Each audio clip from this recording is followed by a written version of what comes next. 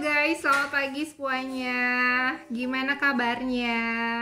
Ini dari tadi pagi bangun tidur, saya tuh kepikiran pengen sharing sama kalian penyebab kenapa sih sampai saat ini kita belum sembuh juga anxiety disordernya, dan pengalaman saya untuk menyembuhkan itu seperti apa gitu.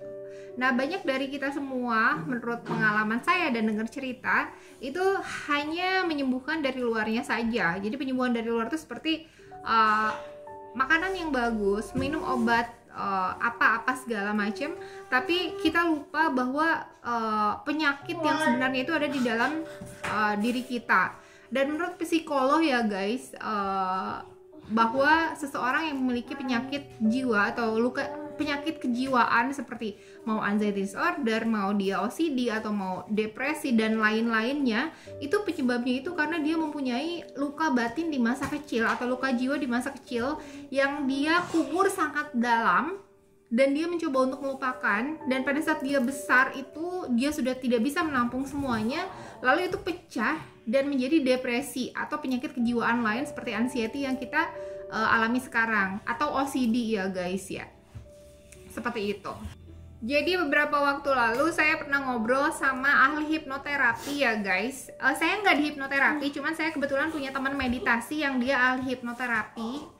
Beliau sudah sangat berpengalaman, dan waktu itu dulu itu saya masih dalam proses penyembuhan anxiety disorder saya, OCD, dan depresi pasca melahirkan ya guys. Jadi saya tuh banyak sekali penyakit kejiwaan yang saya alami. Nah terus itu sering kambuh gitu. Saya cerita sama beliau, kenapa ya kok saya sering kambuh, terus saya tiba-tiba merasa sendiri, terus tiba-tiba saya merasa takut segala macem. Terus beliau bilang bahwa penyakit kejiwaan itu memang penyebabnya itu ada di dalam diri kita. Nah kita harus temukan apa sih itu. Dan dia juga cerita bahwa dia ada kliennya dia yang memang berobat sama dia, minta diobati di hipnoterapi. Jadi dia itu kayak OCD gitu guys. Jadi dia sering liatin ban mobilnya. Jadi kalau misalnya dia pulang kerja atau apa, dia liatin ban mobilnya terus. Aduh, ban mobil itu dilihat-lihat gitu. Terus orang tuanya bingung, kenapa ya kok anak saya liatin ban mobil, terus ngecek-ngecek mobil, terus kayaknya bolak-balik aja. Itu udah aneh, udah beberapa kali, jadi di luar normal gitu kan. Nah terus akhirnya anaknya itu diajak konsultasi, anaknya konsultasi sama teman saya yang meditasi itu, yang ahli hipnoterapi tersebut. Terus akhirnya di hipnoterapi dan digali, ternyata penyakit terdalamnya itu adalah dia pernah dibentak sama orang tuanya. Dibilang apa gitu, saya lupa, takut salah. Nah terus setelah itu, setelah ditemukan penyebabnya apa, akhirnya si hipnoterapis itu meminta orang tuanya untuk datang dan minta maaf sama anaknya untuk perkataan dulu waktu kecil. Nah pada saat sudah minta maaf guys, orang tuanya sama anak tersebut yang usianya udah besar, udah 30 tahunan dan udah bekerja, terus setelah minta maaf dia beneran sembuh, udah nggak lihat-lihat lagi ban mobilnya guys. Itulah uniknya penyakit jiwa ya guys.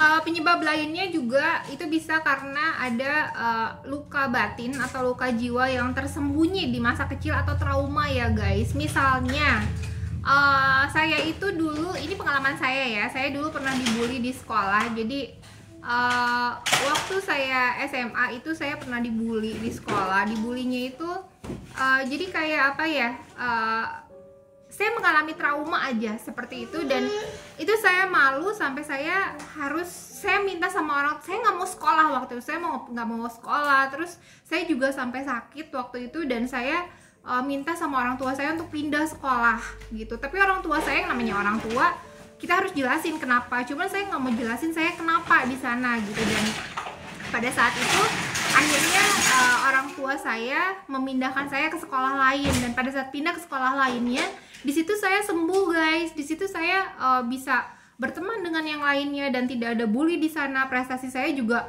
semakin bagus seperti itu guys. Trauma di masa kecil itu bisa bentakan orang tua, atau mungkin dibilang apa sama keluarga dekat, atau mungkin ada sesuatu yang menyakitkan, atau waktu bayi misalnya. Kalau misalnya dengar Guruji Gede Prama itu, dia punya pengalaman waktu kecil sekali, beliau itu jatuh dari box tempat tidurnya, terus kepalanya itu sampai benjol gitu, dan mamanya itu takut ya guys, dan rasa bersalah sama Bapak Guruji Gede Prama. Terus itu juga termasuk luka batin gitu. Nah, pada saat kita menyadari luka batin kita apa, luka jiwa kita apa, dan kita bisa menyembuhkannya di situ gitu. Atau mungkin bisa pelecehan seksual di masa lalu, atau mungkin ada seseorang yang pacaran terus ditinggalkan sama pacarnya padahal udah mau menikah segala macam. Ya itulah bentuk-bentuk ditinggalkan sama orang yang tercinta. Atau karena cintanya itu terlalu dalam, karena terlalu melekat sama seseorang, terus pada saat ditinggalkan dia nggak bisa melupakan, jadinya bentuk berubah menjadi luka batin, luka jiwa, dan itu jadi penyakit kejiwaan seperti depresi, anxiety disorder, OCD, dan lain-lain guys.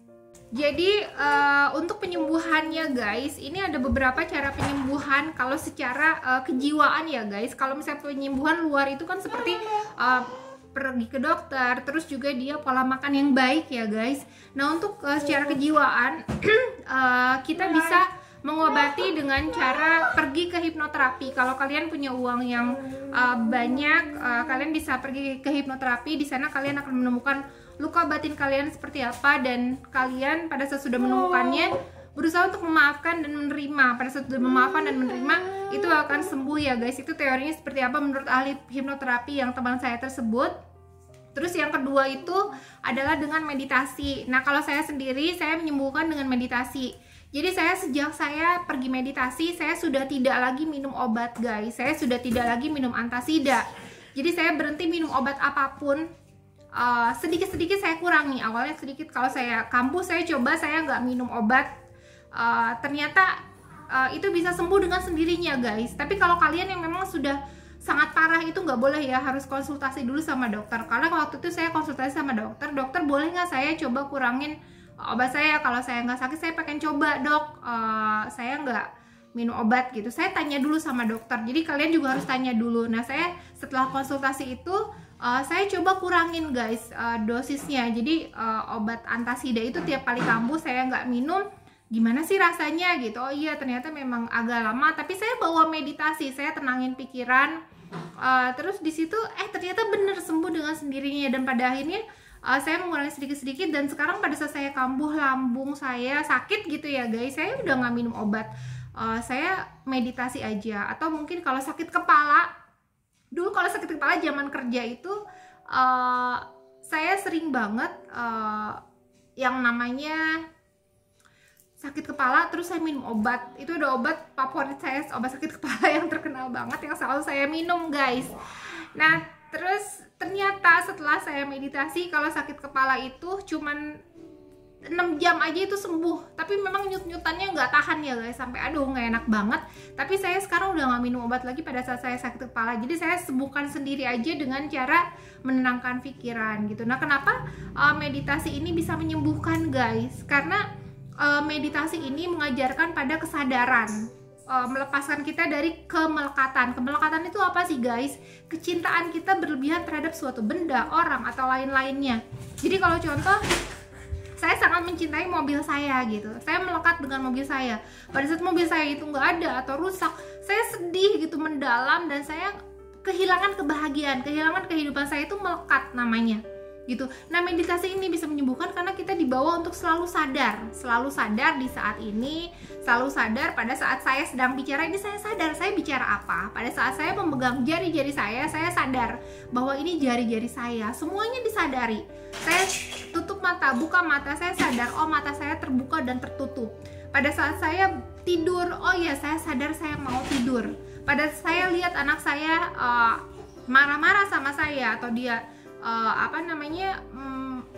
melawan sama saya gitu. Di situ saya sadar, oh iya anak saya lagi melawan. Disadari semuanya. Jadi pada saat kita sadar akan saat ini, di situ kita bisa menyembuhkan diri. Kenapa sih orang itu banyak yang sakit tapi nggak sembuh-sembuh? Ini pengalaman saya sendiri ya. Kenapa dulu saya sakit itu nggak sembuh-sembuh? Karena saya fokus pada target. Kapan saya bisa sembuh? Terus obat apa yang bisa menyembuhkan saya? Itu target itulah yang bikin kita malah makin tidak sembuh. Dan kekhawatiran juga yang bikin hormon tidak baik itu muncul dalam tubuh kita gitu. Nah, serotonin hormon tidak baik itu yang kemarin saya bilang ada di video sebelumnya, itu menyebabkan tubuh kita tidak bisa menyembuhkan dirinya sendiri. Padahal tubuh kita itu mempunyai kemampuan untuk menyembuhkan dirinya sendiri. Nah, makanya itu saya sering banget sama kalian sarankan untuk meditasi. Nah, ada beberapa temen yang nanya meditasinya di mana sih, Kak? Meditasi itu banyak, guys. Kalau misalnya kalian mau meditasi di Jakarta, itu ada Joy of Living. Itu Tergar namanya, ada di Jelambar ya. Itu kalau Taman Anggrek ke sebelah kiri itu apa ya? Iya, di daerah situ pokoknya. Terus kalian juga bisa follow Instagramnya Tergar. Di situ ada Joy of Living. Tapi karena sekarang ini lagi pandemi, jadi mereka tidak mengalami tidak membuat atau tidak ada apa ya itu seminar harian itu ya. Ya pokoknya ada training 3 hari biasanya untuk Joy of Living 1 tuh 2 hari atau 3 hari saya lupa. Terus ada Joy of Living 2. Nah, di situ juga kita belajar kesadaran. Gurunya Mingyur Rinpoche. Udah saya rutin melakukan yang namanya meditasi sebelum tidur sama bangun tidur, guys, gitu. Nah, itu dia guys yang bisa saya sharing sama kalian saat ini. Semoga bisa membantu kalian semua, guys. Tolong dibantu ya channel saya untuk bisa berkembang dengan cara mensubscribe channel saya, like atau komen sebanyak-banyaknya, dan di share, siapa tahu orang lain ada yang membutuhkan video ini. Oke guys, thank you for watching. Jangan lupa untuk selalu nonton video saya biar saya makin semangat bikin videonya. Oke, bye bye.